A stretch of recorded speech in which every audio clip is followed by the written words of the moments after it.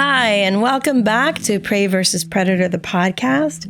Welcome to one of our PAC episodes, our Predator Awareness Kit episodes. These are the episodes where we will discuss and expose the tools that predators use. We will give you examples when you are in that relationship from our own personal stories or stories that we've heard about. And we will talk about what we as prey can do, if anything, to deal with these behaviors. So today's topic is love bombing. Should I give the definition for it? Please do it. Love bombing is an attempt to influence a person by demonstrations of attention and affection. Pretty simple. I imagine somebody dropping little treasures, but maybe trying to throw us off balance a bit.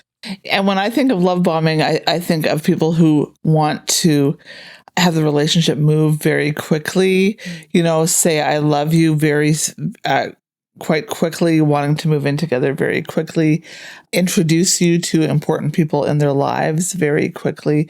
So it may seem quite flattering initially. Well, it is very flattering.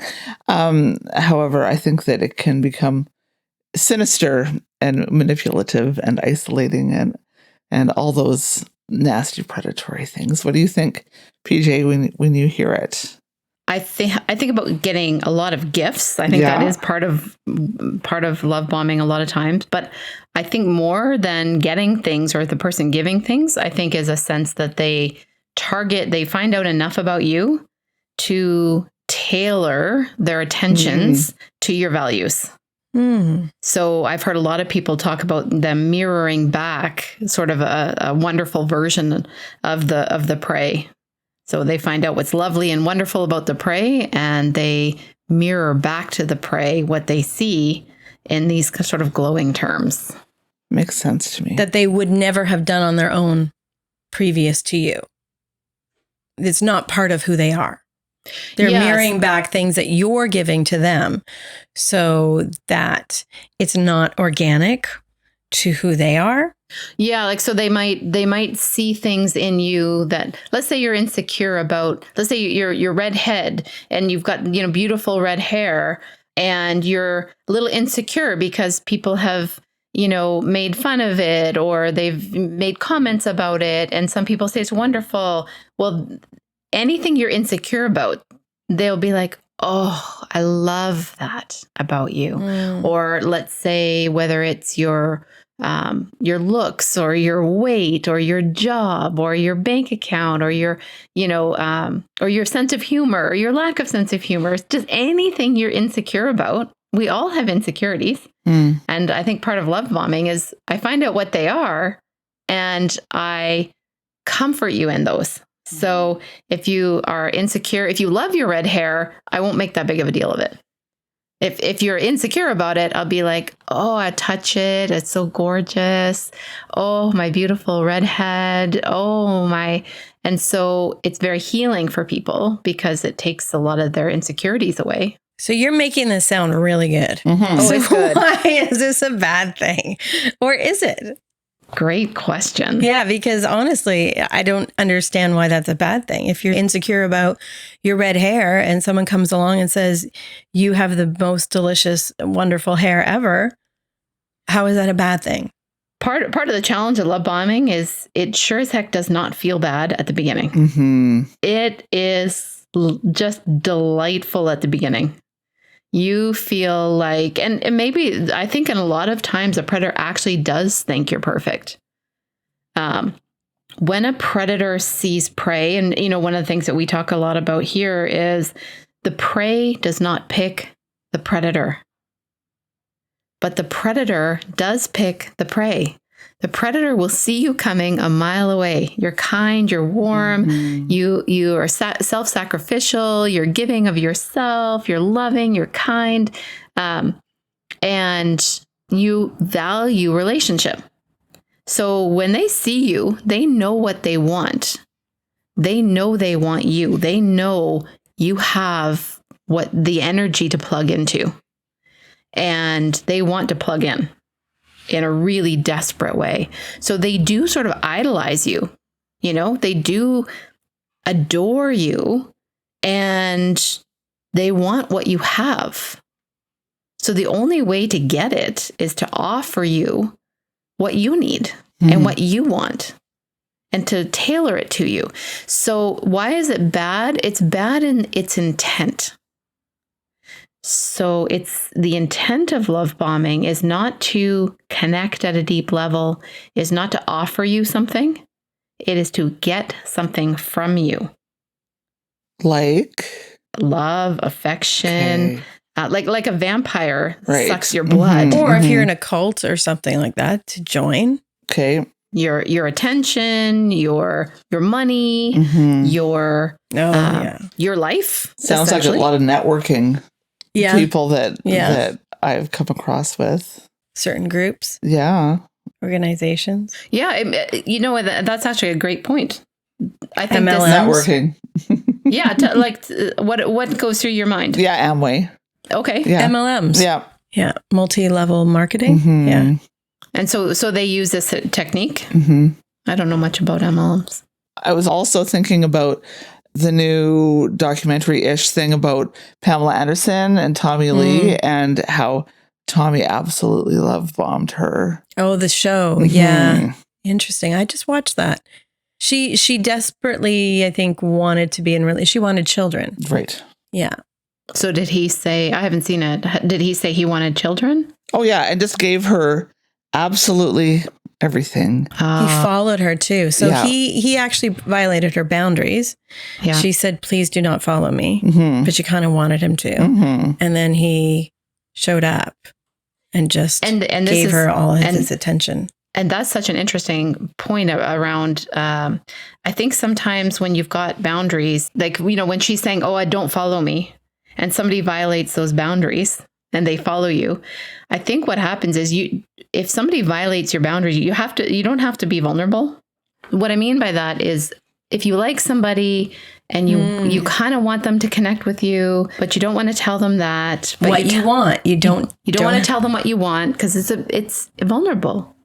And you're scared they might say no. I think a lot of we're scared to be rejected. I mean, a lot of us as human beings are scared to be rejected. But I think prey may be a little more so. And so if that person, we don't conceptualize it as violating our boundaries. We conceptualize it as them really demonstrating how much they want us and love us and value us so that we don't have to. We don't have to be vulnerable. So there's kind of this niceness to love bombing in terms of, I don't have to say what I want. You just know. I can say no and you're going to show up anyway. So I don't have to say what I want. I don't have to risk. You're going to just do it. It sounds amazing. You're so it really does. Sign me up. And it's not. I know that. We know it's a bad thing. Manipulation, but it does sound amazing. But PJ, my little prey heart goes, yes. I mean, I already know deep down it's about manipulation. Deep down it's about isolation. Deep down it's about power and control. But how do you practically see that working out? Part of what's hard about figuring out with love bombing is that when we're in love with somebody, we do tend to idealize them. Oh, yeah. And they tend to idealize us. And so we very often are dealing with idealized versions of our partner and ourselves within the relationship. We idealize the relationship. And this is normal. That type of thing is normal. But what happens with love bombing is it goes beyond normal and it goes into this space of specialness. That's the best way I can describe it, of uniqueness. So, you're the most amazing. You're the only one. Nobody's ever understood me like you do. There's something so special and so unique and so wonderful about you, about your things that you're insecure about. They will focus on what you want. So it doesn't become dangerous until it becomes dangerous. Mm-hmm. And for me, and I mentioned this previously, that it tends to happen quickly. Yeah. At the very beginning of the relationship, like you fall, or they appear to fall in love fast. you become part of their family or their circle really quickly. And that's maybe a red flag that, oh, maybe this is moving too fast. Maybe this is not going to be healthy. So in your relationship, Jill, was there love bombing to start? Yeah, no, actually, well, I don't know. No, actually, I don't think that there was love bombing to start. But when I was love bombed, it was after there had been trauma. So that we had a couple of regular traumatic events where he would attempt to leave or state a desire to leave, and very hurtful, very, very damaging. And then he would decide to come back and put our relationship back together. And when that would happen, he would print off, I don't know, for a while, every morning he would print out quotes about how wonderful love was and relationships were, and I was, and he would hang them up all over the house, and there would be a new one every day. And perhaps I think that was his way to bring our relationship maybe back on track. And it didn't last, it was definitely seasonal, but I think it was a reaction to this was perhaps a new beginning to our relationship. So that's how it was used for you. Yeah, it was. I think mine, like in my predatory relationship, is similar to that in the sense of whenever there was hurt or things said that were mean or unkind, and I would step away, the gifts would appear. So it would always be in reference to, rather than a sorry or like, we need to talk about this, or I wasn't kind to you, any of those kind of words, or it was, let me buy you something, or I will send you something. And I think my nature is not to completely trust that stuff. So even if it's a new part of the relationship, anytime I'm dating, if someone gets too attached too quickly, I'm always like, what's your deal? The encyclopedia salesmen have had this saying, because yes, that's how old I am. They had this saying, it's called the foot in the door technique. Mm.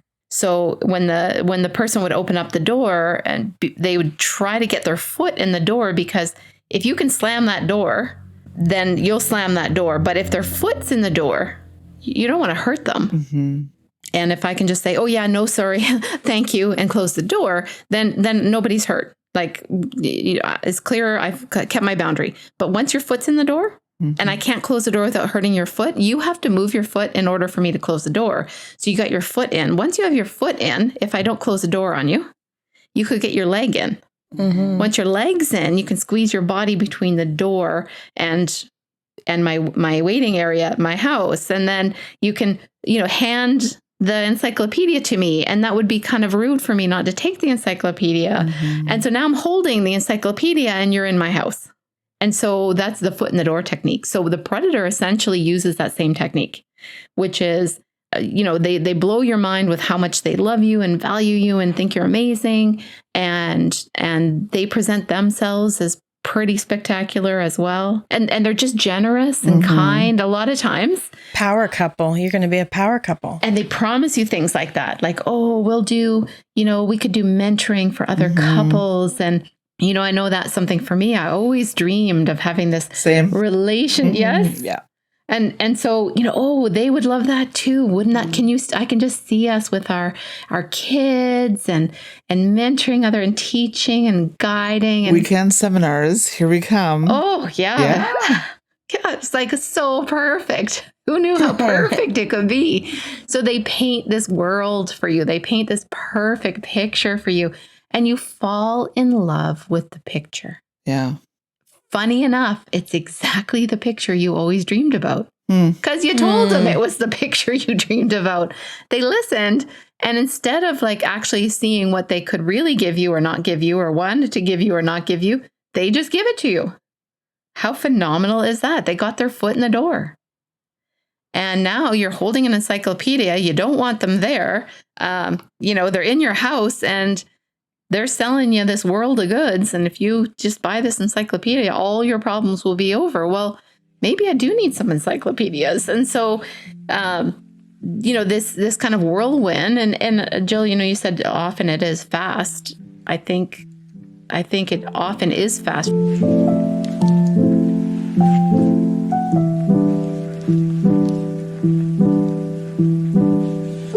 How about you, Jill? Yeah,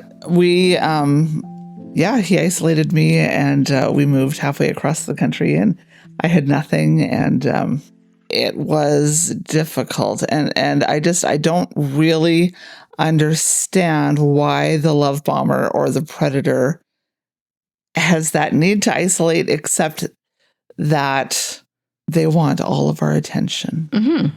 Well, that is why. Yeah. And this is what's dangerous about love bombing is it just takes the foundation that you think you're on and it rips it out from underneath you. And all of a sudden you're on sinking sand, and everything you thought was true about your relationship is the opposite. Mm-hmm. It makes me think of in that Inventing Anna, where the reporter, where she's giving birth, and the way to get through it is when she says, "I am not special. I am not special. People give birth in fields." And it really spoke to me, because I was like, what is this about? Like, it's so interesting, but culturally, how we all want to be special and different, and how we're not really. Ultimately. And in a way, someone who's a predator feeds on that desire of us wanting to be special or different, or, but I thought the point of that was to show that we're not, that we're not. And kind of, we wrap this whole media environment and, Instagram and social media, it's all about being special and different. And I get suckered in too, but this is what a predator does. And even social media can be looked at as being predatorial. You know what I mean? Definitely. Like, we're all being special or love bombed of how different we are, and TikTok, and, but we're hungry. We're hungry for something, right? Mm-hmm. To be special. And somebody can use that to be predatory, essentially. Yeah, because if I say, Jill, like, you're a pretty average music teacher, and Amber, your acting skill is pretty average, and this is a pretty average podcast. Like, it's awesome. Like, now we're gonna all fight because hey, you feel like you've just been super insulted. Yeah. But it's not an insult to be enough, and to doesn't it feel like that? It does. No, and I've talked about it on this podcast being called mediocre by somebody. You know what I mean? But it is one of those things that, it's a bigger issue, I think. But it is interesting how we crave to be seen or desired, wanted for something special and unique. But isn't it natural, like, when you really do love somebody, and this is where it's going to get complicated, because when you really do love somebody, you really do see what's special about them. I think about my kids. That's why it's like, it sounds all great. But I think that the difference between love bombing and love is the same. If you have a child and you praise that child relentlessly, you will end up with a very unhealthy child. Very unhealthy. But if you delight in that child, you will end up with a very strong, wholesome, connected child. Because the difference between being praised and being delighted in is the child. Yeah. Praise comes from what I like about you. But delighting in someone comes from seeing who they are and having that bring me joy. Who they are brings me joy. Well, and I think praise also, it's about how they make you feel, like you just said, but also how do others see them? Oh, they've got A+s, or they're getting a doctorate in this, and what they do, and performative. They've ran the fastest in a race.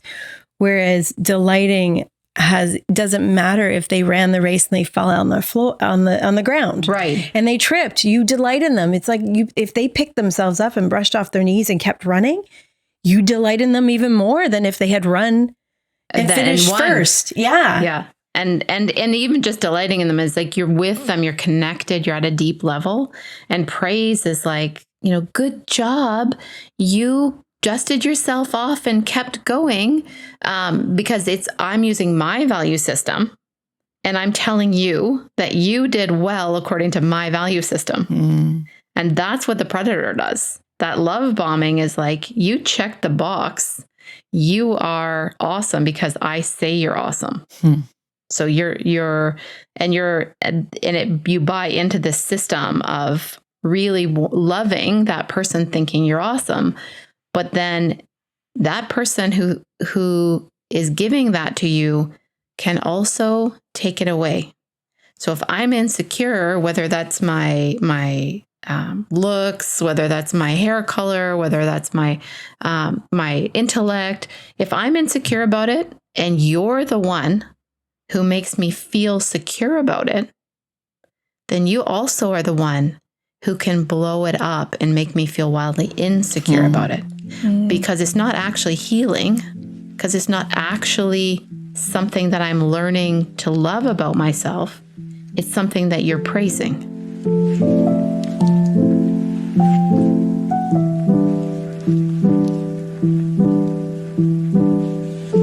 So when the relationship started to turn the other way, did love bombing become another technique to draw you back into relationship? Oh, yeah, for sure. Well, yeah, you've described, you described that. But you were saying even when you know, in the middle when things were complicated, how about when you left? Was there a sense of trying to draw you back with some love bombing? Well, he would always be wanting to meet, but he would ask for us to get back together. Like, yeah, like there were no gifts. Oh, okay. And I think what happens with love bombing, I think some of the red flags, because I'm trying to think, how do we help support people know the difference between just a genuine love for each other, where you kind of, you know, rose-colored glasses. Yeah, I think that's a good word. And what is love bombing? And I think it can be very difficult to tell the difference initially between the two. But I think love bombing is a lot quickly. A lot of times you are super, super perfect. And there's not really a sense that there is a sense that you are what they are looking for. If that makes sense. And I think you can look at, does this person have a string of failed relationships with people longer than a year or two? And rich relationships, like deep, meaningful people who love them and have loved them. Now, this is also hard, though, because, you know, some of the people who are listening are 17, 18, 16, 20. It's pretty hard because a lot of times for younger people, let's say, you know, the people that I know at that age, a lot of times they're from a small town or they're from one city and they've gone to school in another city. They may not have. Everyone's new. Yeah. But so let's go back to this idea of love bombing in terms of how do you tell the difference between charm, love bombing, and actual love? Well, it's difficult to in the moment. Well, we said intensity. Yeah. I think this is all at first you're talking about, because love bombing in my situation, or after there's been a screw up in the relationship, I would rather have an apology than a gift. Yeah. So if it's in an attempt to avoid a discussion. Oh, that's good. You know, that would be a red flag for me. Yeah. It's like, can we just talk about what happened, or can we have a conversation, or can you even say sorry? So you're talking about like love bombing as like part of the Hoover technique. Yes. Right? Yeah. So where I'm not going to actually engage in the real relationship difficulties and challenges, where I'm going to, you know, make myself real and vulnerable and apologize because I hurt you. I'm just going to throw stuff at you, whether that's nice words or love bombing or gifts or anything. And I'm just going to love bomb you to where you feel like you're we're all good now. Yeah. And you're kind of being unreasonable about holding this thing against me. Look at all the nice things I've done for you. Exactly. And and for me, so a symptom of me, it's love bombing if there is no genuine connection or even discussion or even an attempt for an apology. Yeah. There's no authenticity behind it. It doesn't ring true. Yeah. So that would be a red flag. But when you guys were discussing the beginning of a relationship, what other flags or red flags or something that people can take with them? Like if someone's coming along saying you are the most perfect person, I love you, the way you look, though, your shape, your size, your smell, your taste, whatever. How do you argue with that? So do your homework. What sort of relationships does this person have? What is their mental health like? What is their emotional health like? To how stable is their family life? There is homework that a prey can do. And maybe don't go too fast into anything because one of the things that does happen for a predator is they can mask their mental health issues for a long time because they're actually on a tremendous high, right? Finding somebody that they can plug into. And it can be so exciting. But I would say love bombing. I would say listen carefully for what the person loves about you. Do they see you as a person? Do they really see you as, like, what I like to say is they know me and they love me anyway. Do they see your flaws? Do they see you as a real person and still love you? Or do they see an idealized version of you? And I would also add to that, when we're talking about MLMs or any of these kind of opportunities where people are trying to take advantage financially, or is there an exchange going on? You know, are they wanting cults, any of those like religious groups or whatever? Is there an exchange? What do they want? They're giving you these words. They're giving you this attention. What is there an expected reciprocation? Is there an expected exchange? Yeah, that's a great one. Are they going to be mad when you don't give them the same thing back? Right? Or disappointed or hurt? Yeah. So I think there is this kind of focus on an exchange.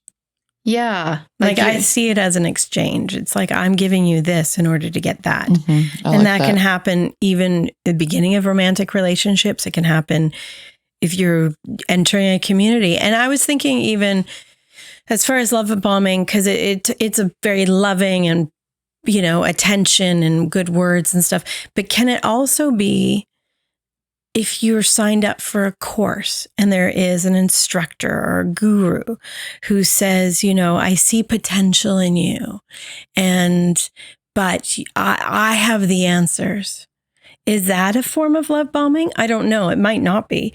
But I'm just thinking in terms of being drawn in by like this idea of what your life could be if you take my course or if you pay this money.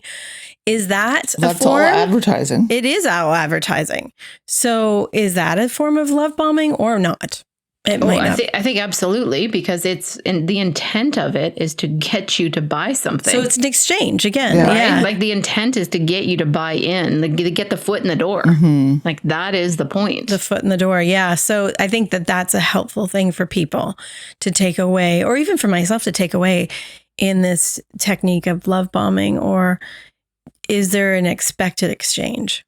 Yeah, I think that's a good one. I like the idea of us thinking along, like really being loved. Really being loved means that your boundaries aren't violated. And what you want and need is important to the other person. And I think that part is often missing, even with love bombers. I wish I'd seen the Pam and Tommy thing, but in that, like, this is what I imagine love bombing to look like in that situation. Him just giving her this idealized version of life and her sort of buying this vision, like, is so exciting, but not really caring about her as a person. They fell quickly and hard. And that was what it was. So I don't think he knew her as a person. And that's kind of like the whole, if you watch the arc of that Disney special, people kind of only, and I'm guilty of it, when this whole thing blew up years and years ago, you saw her one way, the sex tape, all this kind of stuff. But it's like nobody really gave her credit for a lot of other things. So I think when I was watching it, and maybe you have a different perspective, Jill, it was just fast and hard. Yeah. It was fast and I want you. I'm gonna, and it was quick. It was like within days they were married, you know? So it was Yeah. It was too fast. So I think about I think somebody there was like genuine affection too, but I think about somebody like Kanye and Kim Kardashian. I think that's a great example of love bombing because I remember just from the episodes that I have seen, he was in early episodes and he was a friend, but you always had a sense, even as a viewer watching, that he wanted more, that he idealized her and was very sort of almost syrupy around her. And then when they got together, this huge production of engagement, like just probably just what she, dreamed of as a little girl. Like it was a huge production. I can't remember. I just remember a field or like a stadium. It was a stadium. Yeah. Like a big field and like fireworks I remember or something. watching It was like, I am a Kardashian waiting for, what is it? Keeping up with the Kardashians. Yes. So it was just such a big production. And I think that's kind of what love bombing looks like. Not necessarily that there's a big production around everything, but it's more than it needs to be. There's not a resting in it. Like none of us want to be average, but we don't need to be perfect. And I think there's a sense with love bombing is you're perfect and you sort of need to keep being perfect. And there are little hints along the way that if you're you might not be loved. If that's clear. Yeah.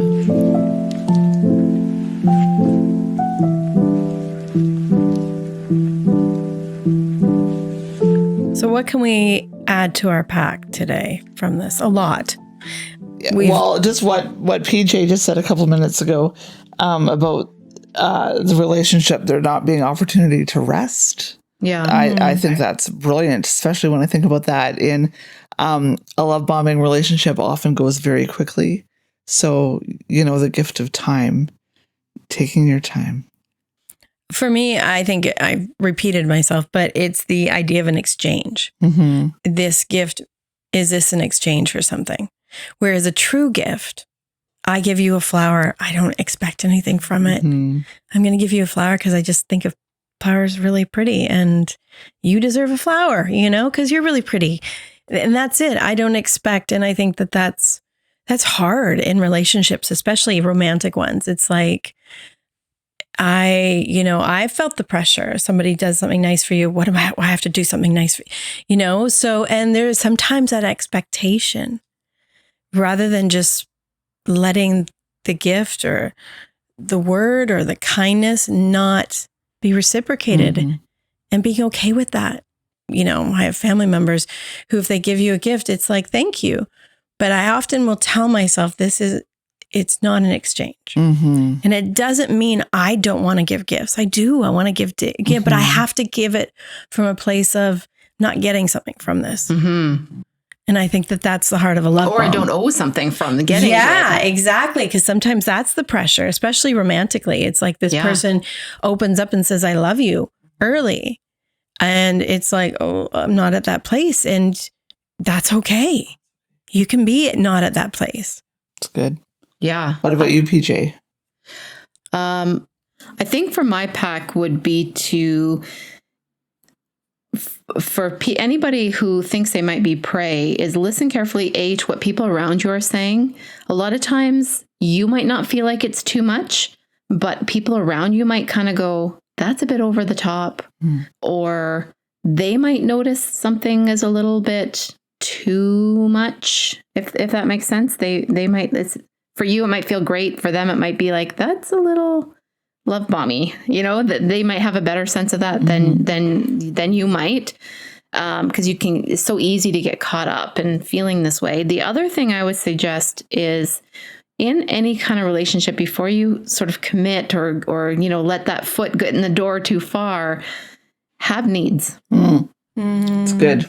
See if your partner is capable or willing to meet your needs. pay attention. If you're in a relationship long enough where you're sick or you're not feeling great, or, you've had a hard day or a hard week, does your partner care to meet your need? Are your needs important? Are they valued? Is there a hierarchy? You're supposed to meet theirs. They're not that interested in yours.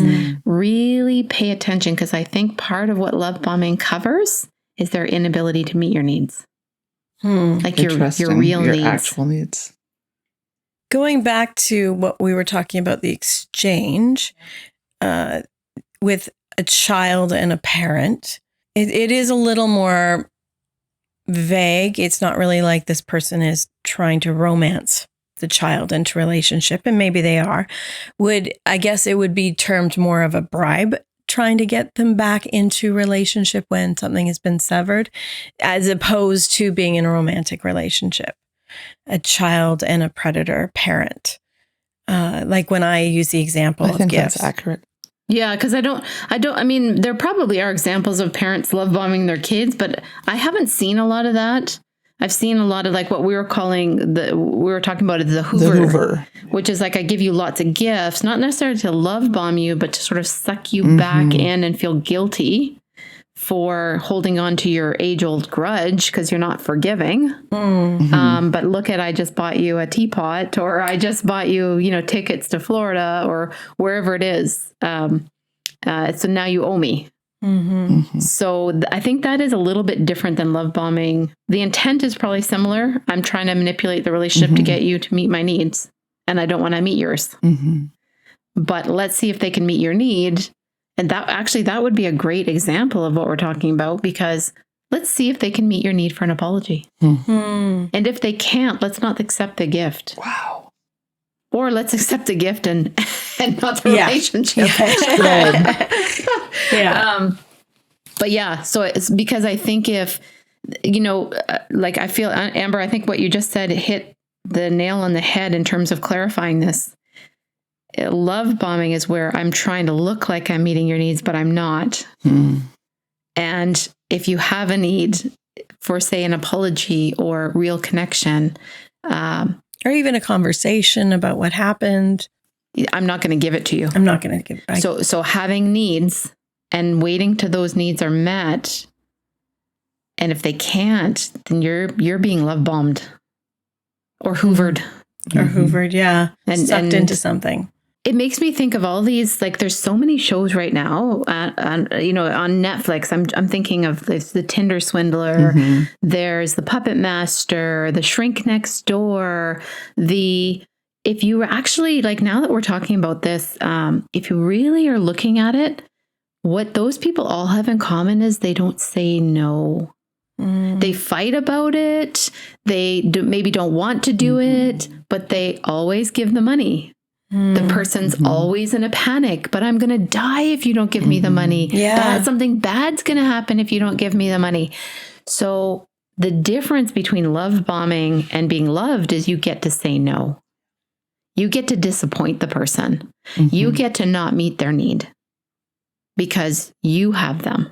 And it doesn't mean you're cruel or unkind or you violate your own boundaries or values. It's what we have capacity for. But they do set you up to think you are. Like, I'm thinking about those shows in particular where you've got those, these people who are like, baby, you're the only one who really loves me, and you're the only one I have, and my credit card's not working, and you need to, the Anna Delvey, something bad's going to happen. We're going to get arrested in Morocco if you don't put your credit card down.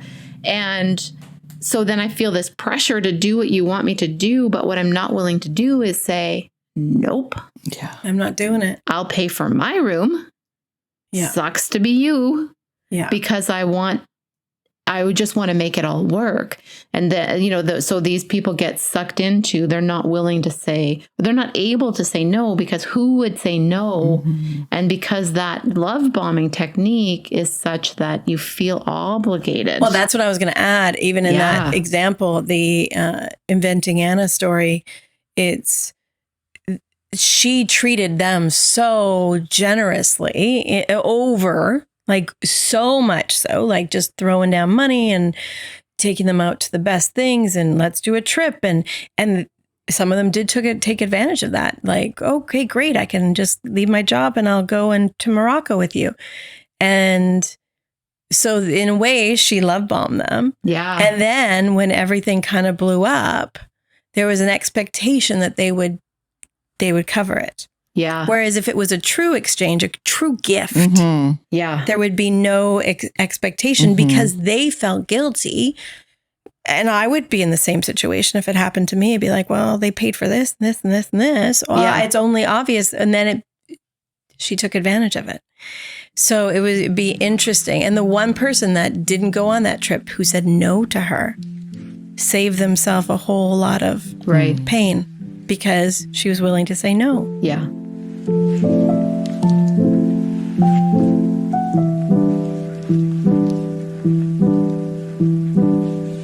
Question of the day, of the afternoon. When you were at the hardest part of your difficult predator relationship, was there any self-care? Like, did you have a self-care routine, ritual? I'm not talking about now. I'm talking about when you were at your worst or at your weakest. I guess then it's just about survival. But I did surround myself with good people. You know, not only did I have a therapist, I had a life coach, I had good friends, and I think I prioritized my relationships. That's probably what got me through. Yeah. I think for me, the hardest time was like teenage into early 20s. And I think what you said was true, Jill, about surrounding myself with friends in my 20s, especially. That's when I met you, PJ. But also music really helped. It was a way for me to escape now as a teenager. So I could just blast the music I wanted to listen to. And that was really comforting. What did you listen to? This is quite embarrassing. Oh, no, this is what I want to know. Show tunes. Oh, yeah, of course. Don't rain on my parade. Show tunes. Yeah. Oh, I loved musicals. So I'd put them on and just listen to the angst and the pain. But I loved it. There was some comfort in it, which is odd and strange. But for my artistic personhood, it was really healing. So awesome. There we go. Thanks, guys. Thanks for sharing. Great. Thank As you. always. Yeah, thanks for listening to this PAC episode about love bombing. Real quick, we're also doing a draw where one of our listeners who leaves a rating and review will be entered to win a Visa gift card and a book about navigating this type of abuse. So anyone who leaves a rating and review, remember to do both or it won't count, anytime before March 31st will be entered to win a $50 gift card and will receive a book from our preferred reading list. So head on over now before you forget.